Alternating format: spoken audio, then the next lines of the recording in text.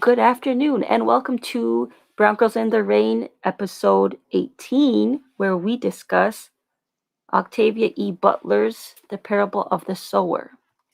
I'm your co-host, Anika, and this is Sharanja. And as I mentioned before, we are the Brown Girls standing in the rain. Girls in the Rain.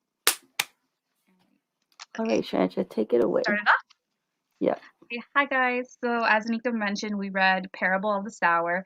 It took me a while to figure out it Me was too. sower and not sour. Me too. I was saying sour before, and then when I'm reading, I'm like, okay, earth seed, It's sower. sower. Yeah. Yes. Yeah. And we read the graphic novel version that came out recently. It's by the same people who did the graphic novel for Kindred. So the art style is the same. Very, very excellent quality of a graphic novel. So yeah, I'm gonna start it off. So the story is a dystopian story. It starts off in 2025, and our main protagonist is Lauren Olamina. She's a young woman from Robledo, California. Robledo is a fictional town set in oh my gosh, I'm losing it. Robledo is a fictional town set in Southern California. The world around Lauren is falling apart. Rising climate change has resulted in a series of natural disasters that have made everyday life impossible in the United States. So things like clean water is scarce, access to food is rare and also super, super expensive. And also all other natural resources like gas have been pretty much depleted. So, but Lauren is one of the lucky ones because Robledo is a gated community, and the residents of Robledo have learned to self self sustain. They pretty much grow their own food. They make their own material. They make their own clothes. They're for the most part very lucky because they're able to do that. And Lauren has pretty much been spared from the poverty outside of the gates. And she also benefits from being the daughter of the town's Baptist preacher. So she's already within like a hierarchy within the town itself because her dad is one of the only preachers that are still alive in the town. But Lauren also has a very, very dangerous secret. So she was born with a gift that is called hyper empathy. So what this means is she's able to feel the pain and also the pleasure of all the people who are around her. So if someone around her gets shot, she will also feel the bullet. Also, as we learn further on in the novel, that if someone near her is having sex, she will also feel the orgasm as well. So that was very interesting. And she has to keep it a secret because this is something that could potentially make her be a target if someone who is not nice or someone who's kind of like wanting to use that against her, she needs to keep it secret. So one of the key things that we learn about Lauren is that she's always dreamed of living a life outside the gate. She's always been that person who dreams of something more than what the town can offer. And we also learned that even though she's the daughter of a preacher, she doesn't necessarily believe 100% in the religion that her father is teaching.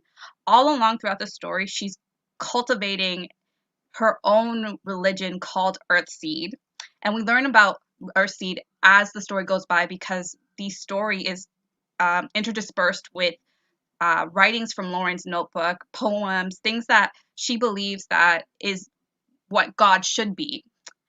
And she and there's something that happens in the later half of the book where Robledo gets destroyed by a gang of arsonists who want to steal Robledo's resources. So the town gets destroyed, and unfortunately, Lauren loses most of her family and friends in the fire. So she sets off with a small group of refugees who survived the fire of Robledo towards a new destination in the north. She's basically trying to find a place that she can settle safely with the two other survivors that are with her. And along this journey, she cultivates the idea of Earthseed. So what I understood Earthseed to be was the main idea is God is not a figure. God is a force. God is change. So when you cultivate your idea of God as being a force of change, it means that you as the individual have the opportunity to change your destiny. That you can change your destiny, you can save yourself, and you can also influence the universe around you. So as Lauren is traveling north to a safer area, she sort of cultivates, she improves upon her idea of this religion, and she also kind of recruits other people to build this new community of Earthseed. So as she's going along, as she's journeying towards a safer, better place for everyone, people are being drawn towards her, and and it's also due to the fact that because of her hyper empathy, she feels for people in a way that is almost unheard of in this new dystopian world that they live in right now. Because where they live right now, it's almost like everyone fend for themselves. But she, as this person who has more caring in her heart, she's able to draw people in because they can see that she cares about them, that she's a good person, and they also fall in love with this idea of Earthseed as well. So yeah, they head north towards this new settlement, and that takes up the latter half of the novel. So we're gonna talk about it more in depth. But Anika, what did you think about the story? Well, as I told you before this stream started, I feel like we missed a lot by reading the graphic novel. Mm-hmm. Like for you people out there watching, I know Shranch's synopsis was quite lengthy, but there's actually a lot that I feel that we missed. Mm-hmm. It's So like I felt like it was a good story, but that we were missing like so much more detail.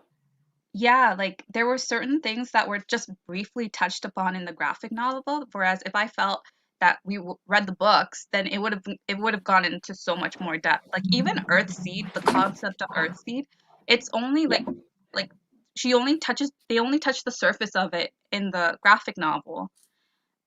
But I feel like if we were reading the book is like what, 400 pages, I think. So we definitely would have gotten a better understanding of it. Like even my understanding of Earthseed, I had to do additional research in order to figure out what it actually was. So so yeah, so you know how in the graphic novel, how obviously Lauren is writing out the her ideas in her notebook about Earthseed.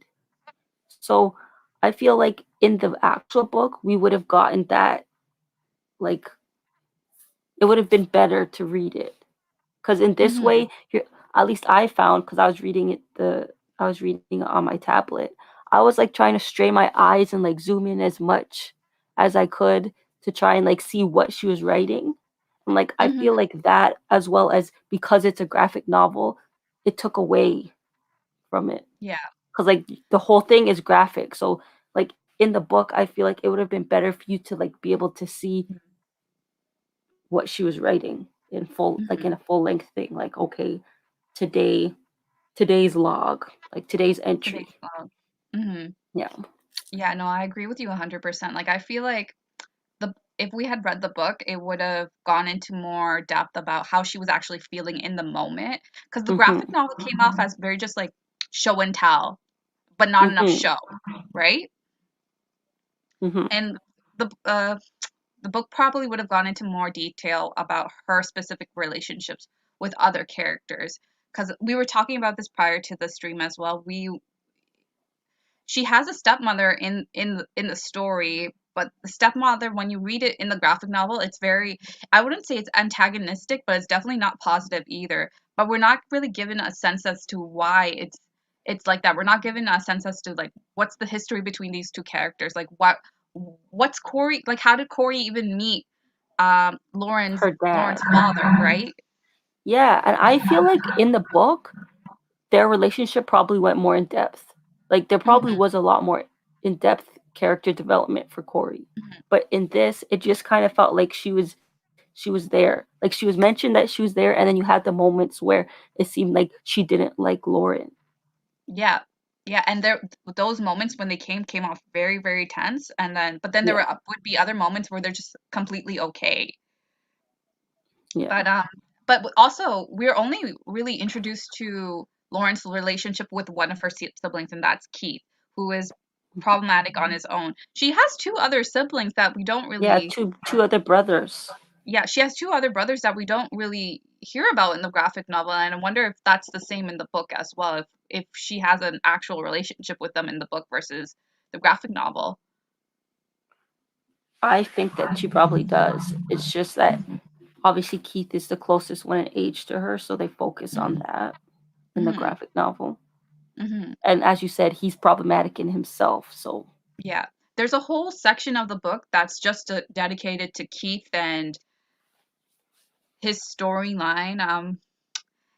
He he's basically he's like a rebel. Like he's younger than her. Like when the book starts, how old is she? Like 15, 16, 15. I think she's 15.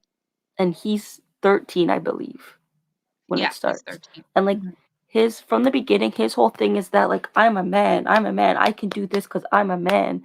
When Mhm. like they're trying to protect him and teach him how to fend for himself in the future, but he just feels like he's ready for everything and he doesn't need anybody to tell him what to do or when to do it. And It then also seemed like because of he, that, he meets an untimely death. yeah. It also seemed like he had a little bit of jealousy towards Lauren too, because Lauren got to leave the community to go on shooting practices with the other neighbor kids and her father as well. Keith And was making me mad. Keith was something else. And then he got into an argument with Lauren's father and then just up and left the community. But everyone thought he was gonna die, but he somehow managed Yeah. to like make a living out there doing God knows what. It must have been like unseemly things, but he does Yeah, eventually because leave. I kind of thought that he might have got into some kind of prostitution. I Yeah, felt that way that he could. I felt something like that too, but it also seemed like he was doing some type of like organ donation or whatever, like helping people kill other people and like harvest their donations, like harvest their organs. Yeah, something. Yeah, and then he kept Because coming he back came into the back with too community. much money. Like it wasn't even like if he was struggling. Like he came back always with money to give his mom, money to give his siblings. Hmm. Even though that one time he gave everybody stuff except for Lauren, and he's like, "Oh, maybe next time." After you had Maybe this whole next. conversation with her, he had this Hmm. whole conversation with her and waited for his mom and siblings to come back to just give them stuff and not Lauren. Hmm. Hmm. Hmm. Hmm. This just reminded me that of another topic. So in this new world that they're living in, the police are a paid for service. So if you call the police, you better have money to pay the police, or else they're not coming. Same with um, same with like Fire. fire trucks Yeah. and paramedics. I don't even think they have like basically like everything is paid for. So if you're gonna call one of these services, you need to make sure you got money in the pocket. But it's also like they don't. Especially the fire department because water is so scarce and so like precious that they're not like they don't feel like they're going to waste water on people. on s- on s- on people and like certain building structures too, because there was this point where there was a scene in the book where one of the neighbors, their garage caught on fire, and the community decided that they're just going to take it out themselves and not call the police, or not call the And there fire was department. someone in there too, and Hmm. it seemed like they were just gonna leave them in there. Hmm. And with the police too, like even if you call the police, it seems like they're doing the same job that they do now, whereas it's not a good one. They just pretty much would rather have like a shut case and barely doing any investigation. They'll just pick the easiest person to make a suspect out of. Like they weren't doing anything about the sexual abuse and stuff happening like with so many people in a home and people having children for their family members. Mhm. It's just it was just something that happened. It Mhm. seemed like something normal and something that happened instead of like anything being done. Mhm. Or that one who had like who was in a polygamous relationship had like three to five wives. Zara, yeah. Yeah, that's the No, I family mean that like Zara her came her from, parent. her Yeah. parents, yeah. I want to say, so there's another, so the book is like, it's divided into like four sections. It's like the beginning, and then there's a part where the community is offered an option to come live in this like corporation town, meaning that this company will come buy up a town and they will make it safer for people, for residents to come in. But the deal is you have to come work for the company, right? Or And that's the basically only way become a you get to, slave. you basically become a slave. So, and like things like board and room and food come out of your wages. So you're basically becoming like a corporate slave, and things like that happen now as And well, you're getting especially barely anything. people get barely getting anything, but these corporations come into towns in the real life, say that they're going to come and like liven it up, basically bring back jobs to the community, but it's very rarely that they're doing good in those communities.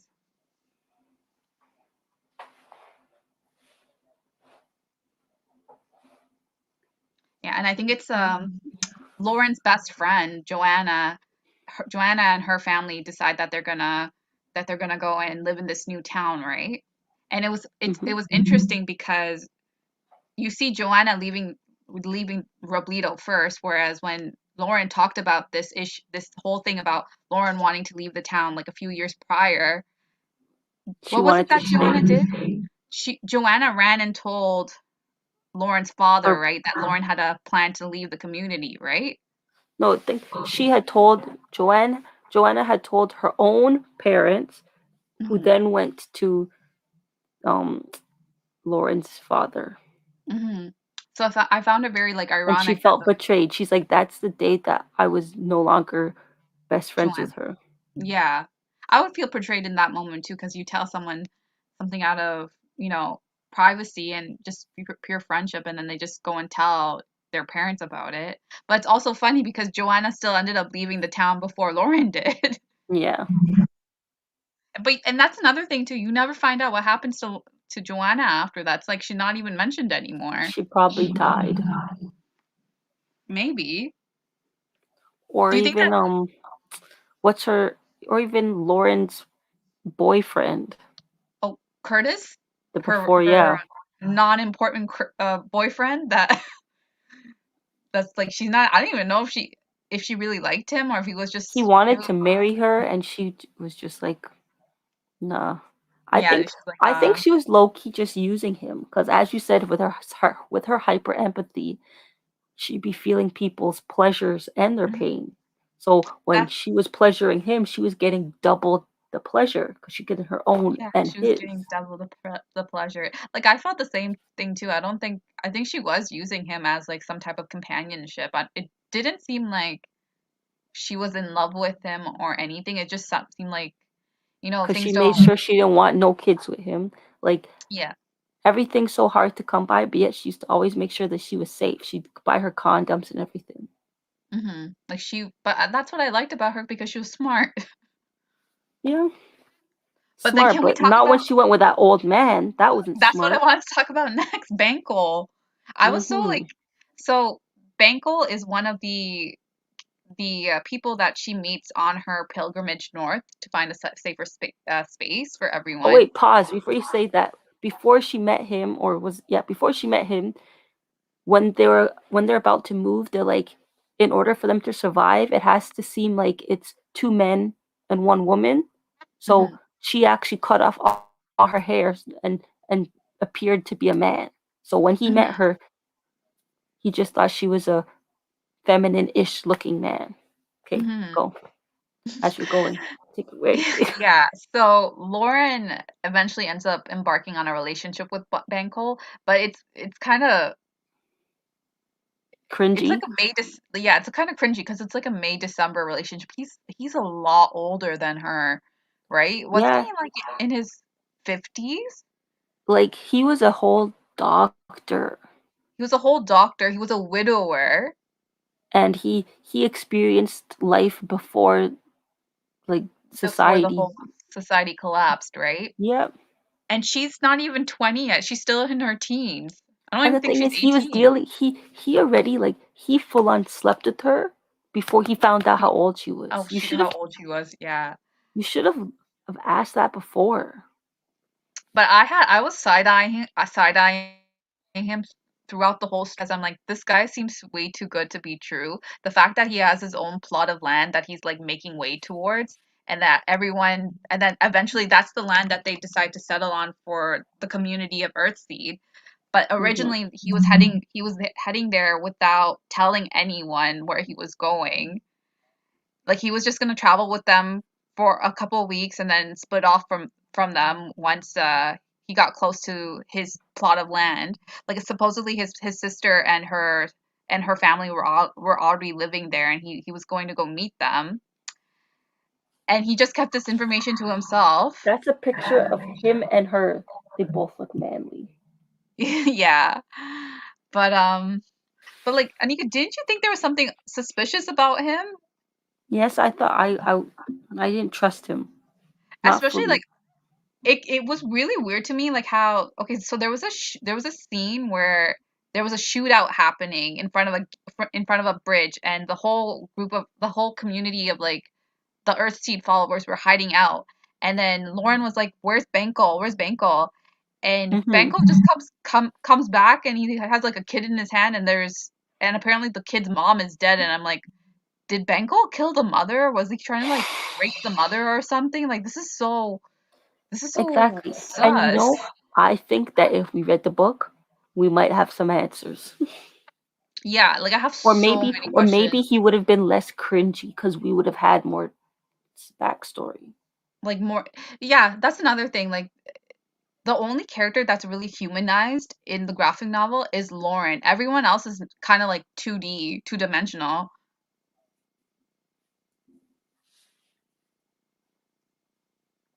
What did you think about Lauren's relationship with her father?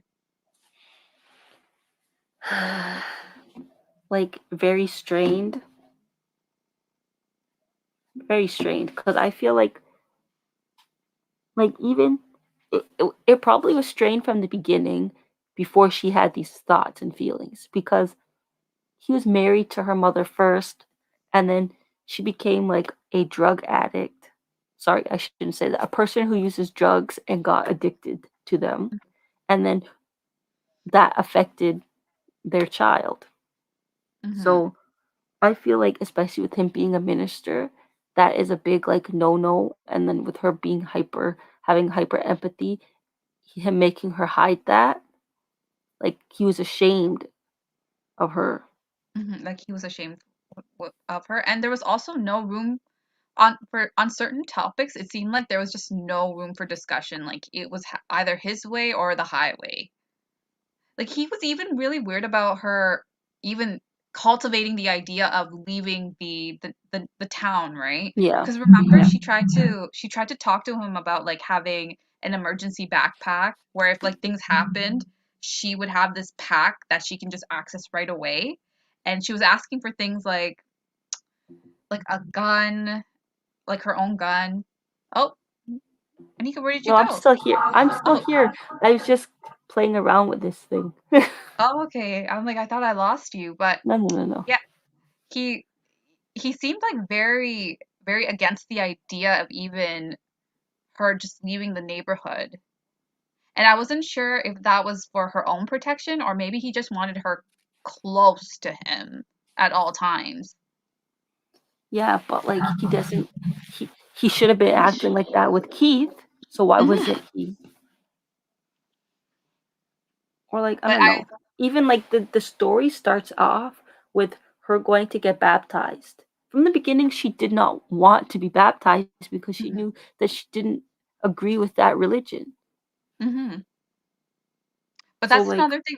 I don't think she ever felt comfortable voicing that towards her father, right? Most people wouldn't, but especially because your dad is a preacher, like you wouldn't be able to have a conversation like that with them. Would what do you think? I feel that if you're parent is a preacher, that should be the time when you should feel comfortable, because a preacher is somebody you're supposed to be able to go to a pastor and with any doubts or whatever, and for them to explain certain things. Mm-hmm. So like if she couldn't do that, maybe he wasn't as good of a pastor as people make him out to be. In a weird way, with the way that the community was set up, he was definitely more than a pastor in that community. He seemed like he held more power than he should have. Also because of the Mm-hmm. fact that he was also a university professor. In their home, they had access to things. They had access to information that other homes in the neighborhood didn't. Because I think through the university, Oh, yeah, like most people in this story are illiterate. When most their people in the family story. can read, her stepmother taught, and she also Mhm, helped teach the children. And towards the end, when she's starting to make her way to form her own community, she's mhm, teaching the people, like the refugees that are with her, to read how and to write. read. And and another thing is there she's teaching them how to read using her Earthseed notebook, Yeah, yeah. which I thought was very interesting.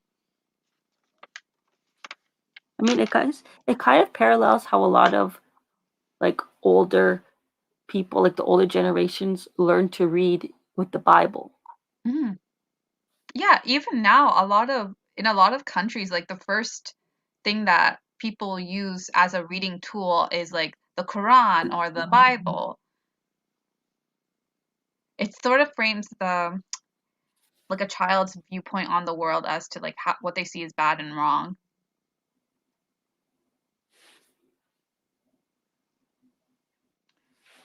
So, Anika, I want to hear your interpretation on this. So I copied down like some of the phrases about Earthseed in the novel. So Oh my this is the gosh, first Saranja, I was actually just looking at that.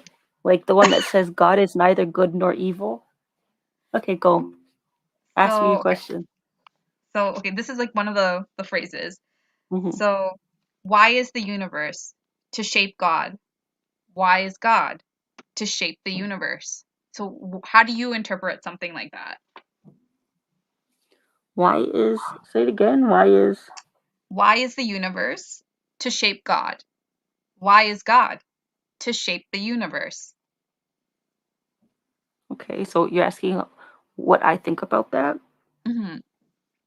I think it's a question that a lot of people, especially when you're raised within the church, questions, because it's like if if God created the universe, then like what created God, or like where did God come from if Hmm. not the universe?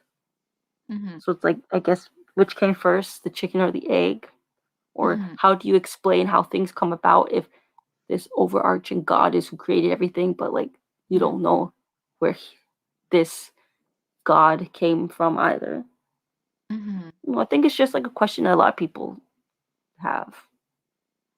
It's so interesting the fact that she introduces like this concept of like God being like a changing force. Like you can, it's like malleable. Like you can change it to fit your needs in the moment.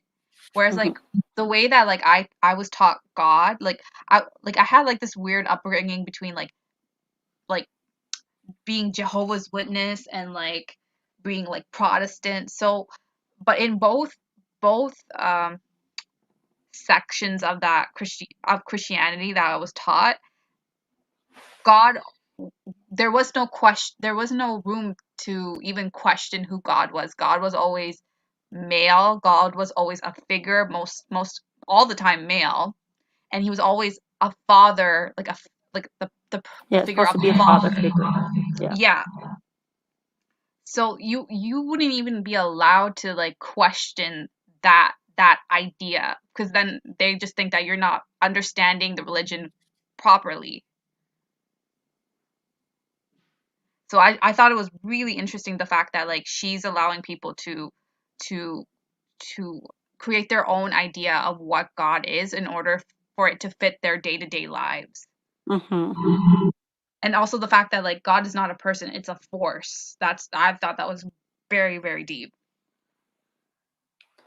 exactly, because I feel like even within Christianity itself, that like before the stream I was telling you this, like how everything that we consume now in regards to Christianity is based on the people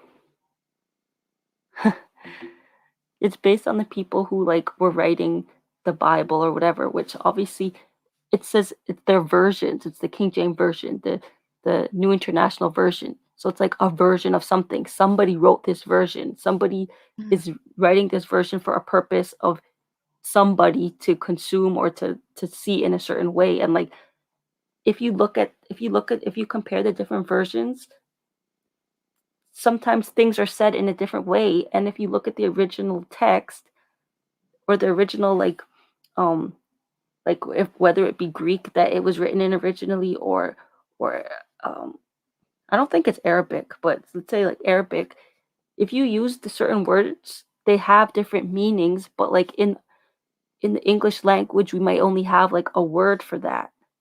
Mhm. So like we're saying we might be saying like a dog is a dog, but like there could be different words for that in another language, which means different things like within a different context. Mhm. So I don't know, like it's just so it's all up for interpretation basically. And Yeah. I feel like when you grow up in a religion, you're not afforded the chance to really question things because it's looked down upon. It's like this is what you grew up in, you know all of this. But a person who doesn't know the religion, they're allowed to ask questions or allowed to ask these things that we're just supposed to know. Mhm. So it's like we might they it might be expected of us to be like, yeah, God is a man or whatever, but like other people might be able to say but why? Which honestly, they say like God is a he or whatever, but if you're truly like a god, there you would be genderless. No? Mhm. And like You would assume so. for certain people like going through certain experiences, like saying that God is a man could be very triggering because they have experiences with men. Mhm.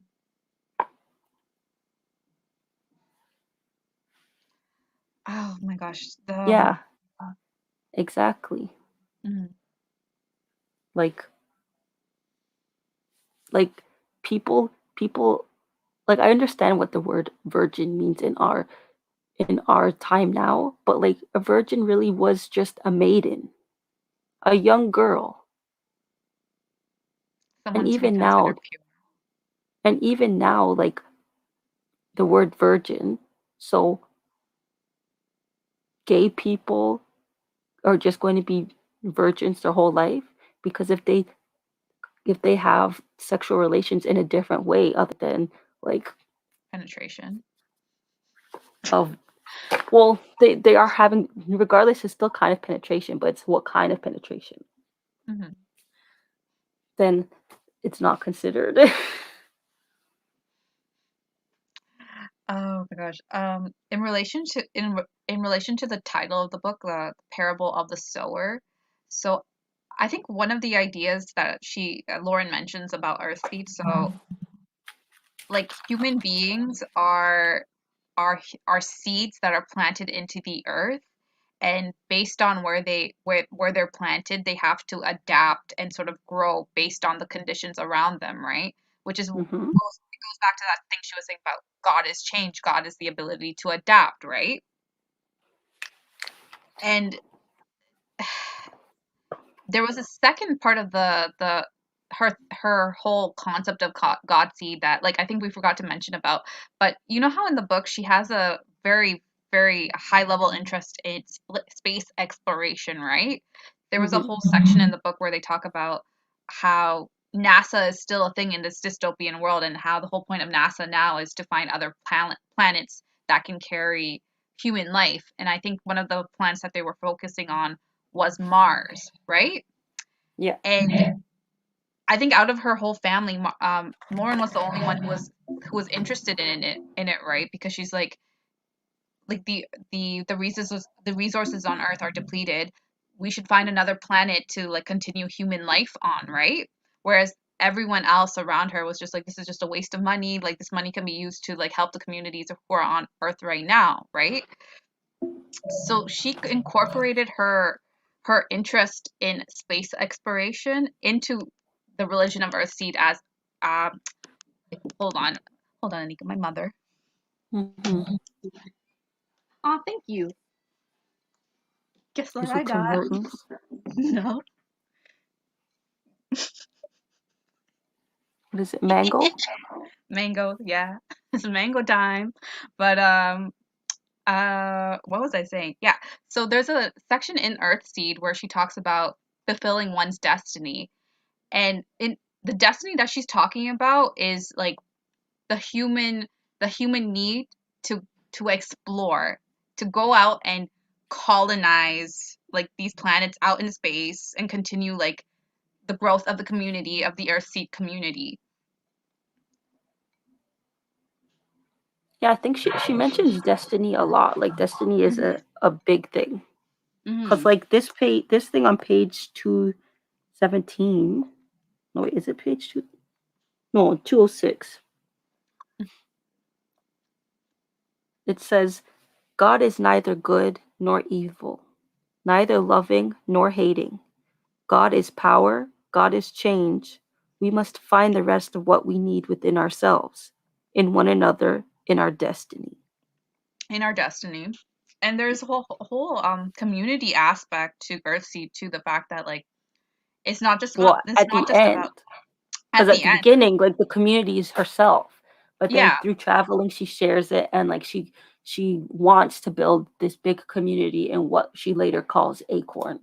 yeah. Like it's in the end it's about like it's not so much about the individual anymore. It's about also helping the community, giving back to the community, helping the community grow up further as well, right?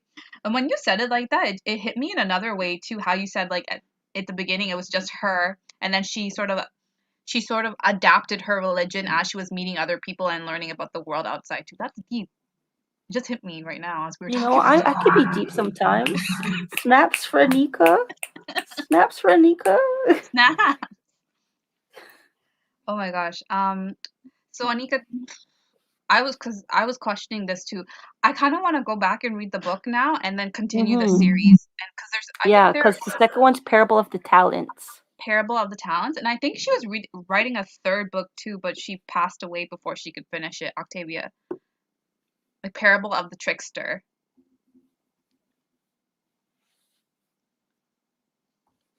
Oh, Parable of the Talents is also being done into a graphic novel. I might check that out. But I also just want to get a deeper understanding of the book too, so I'm probably just gonna go back and read the book.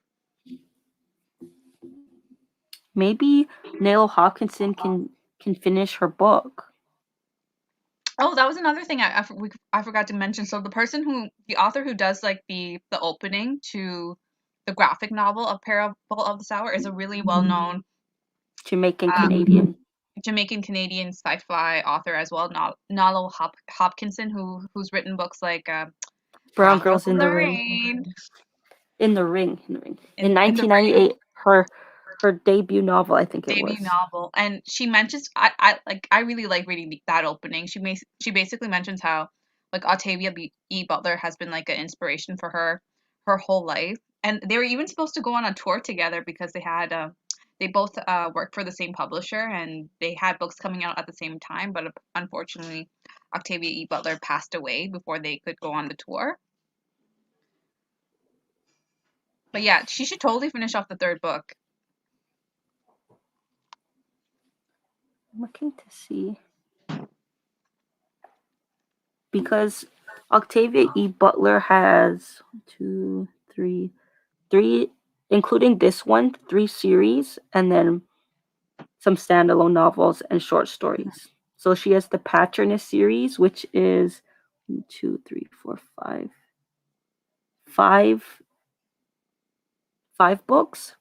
The Mm-hmm. Xenogenesis series, which is 3 books. This series, which is the Earthseed series, which is 2, which you said the third one was supposed to be coming out. And then her standalone novels is one of our favorites, Kindred, and then Fledgling. And then she has 2 short story collections. Kindred is like it's one of the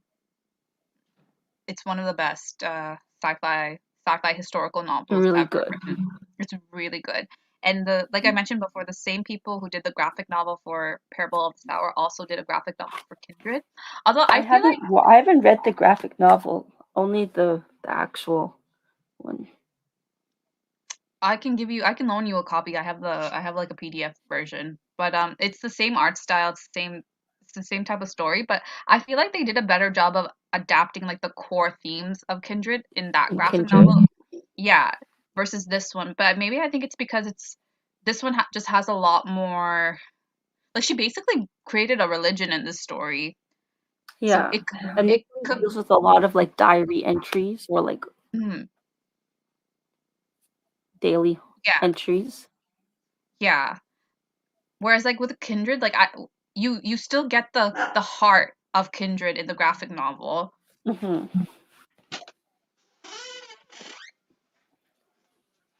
Little Winnie. No, Winnie. He, yeah, he's making an appearance right now. But Does he use his step stool to get on the bed? yeah, all the time now. At first he wouldn't. He was too lazy to do it. He would always just want me to pick him up and drop him off on the bed. But now he has no choice. I'm on the phone. Don't come in. Chocolate. Oh my goodness. Pocky. I just look like a spoiled brat. You just look like a snacker, always eating. Oh my god. Anika, do you wanna say what our next book is going to be, and Yeah. also mention the podcast with Shalina? Oh, I don't know when we're filming next week, but I don't know Or when it's coming out. okay. So, But news, but guys! Ding ding ding ding. yeah, We have a podcast with we are Shalina going to be doing a podcast with Shalina, aka Everything 90s in Maddie's podcast. But podcast. if you see her, she's right there. She's right there. But This also check one, out her this one right there. podcast. I Everything listen to 90s her podcast. podcast when I'm working. Hmm. I actually So listen to her podcast when I'm working. It's very very comforting. I listen to it when I come home from work on a Thursday. Mm. Okay, but yes. So for you guys watching, a little pre amp up. Strange and I will be doing a podcast episode with Shalina about our favorite books of the 90s, early 2000s, and like just book nerd stuff of the 90s. I'm looking forward to it. Yes. I'm super excited. I'm super excited for what you two are going to come up and like unlock memories that I forgot. Because I know it's going to have it. But yes, our next book is a memoir by Georgina Lawton, which is called Raceless. Which, And I think Strange, I that's have your part of our copy. I'm going to give you. it's part of our new lineup, Yes, it's part right? of our new lineup. Yes. Mm-hmm. So it goes this one, and then I'm pretty sure the next one is Lakshmi's Mooch after this one in June.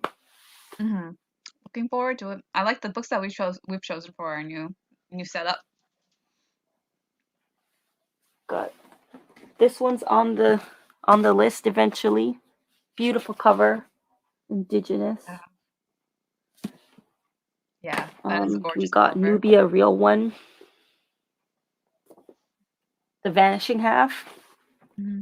That book has gotten so much like Good good reviews. Yeah. feedback, good reviews. Want to close it off? All right, people. So thank you for joining us. We had a blast. Make sure to catch us next time on June, I believe, 8th. Let me just check. Oh, wait, no, May. What am I saying? May Why are you talking about 3rd, June? May 30th I'm skipping. I'm so sorry. Why were you already talking about June? We're not there yet. May 30th. We'll see you May 30th when we read this book. Faceless. Make sure to follow Shanja at Books Bounty 28 and follow me, Fresh Princess 92. I always almost say 93. It's your birth year. 92, yeah, but I Yeah, don't like to 92. say 93. Yeah, so Also, follow shout out us. to Gregory for getting his his job. You know what I'm talking about. Congratulations, Gregory. Physiotherapist assistant. Physiotherapist assistant, yes. PTA. Yeah. If you guys ever have any issues that require physiotherapy, call Greg.